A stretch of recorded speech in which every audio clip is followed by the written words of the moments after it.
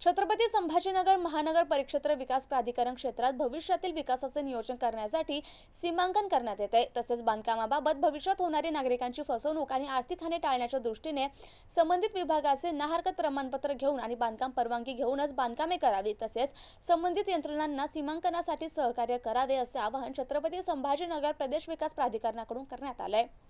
महानगर प्रदेश विकास प्राधिकरण क्षेत्रात गेल्या आठवड्याभरापासून रस्त्याच्या सीमांकनाची कारवाई संबंधित यंत्रणांकडून सुरू आहे। सीमांकनाच्या कारवाईबाबत नागरिकांमध्ये संभ्रम व्यवस्था निर्माण झाली आहे। सद्यस्थितीत प्राधिकरण क्षेत्रातील प्रमुख रस्त्याची शासन नियमात नमूद केलेल्या इमारत रेषा आणि नियंत्रण रेषा यांचं सीमांकन करण्याची कारवाई संबंधित यंत्रणा जसे की सार्वजनिक बांधकाम विभाग, भारतीय राष्ट्रीय महामार्ग प्राधिकरण, जागतिक बँक, सार्वजनिक बांधकाम विभाग, राष्ट्रीय महामार्ग प्रकल्प, सार्वजनिक बांधकाम विभाग, छत्रपती संभाजीनगर आणि इतर यंत्रणांकडून सुरू आहे।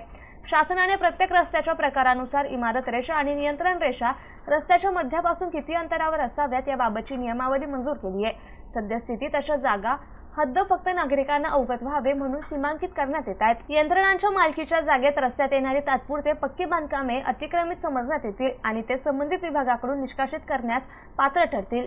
नियंत्रण इमारत रेषेच्या आतमध्ये येणारी आणि संबंधित विभागाकडून परवानगी न घेता केलेली बांधकामे ही अनधिकृत समजण्यात येतील।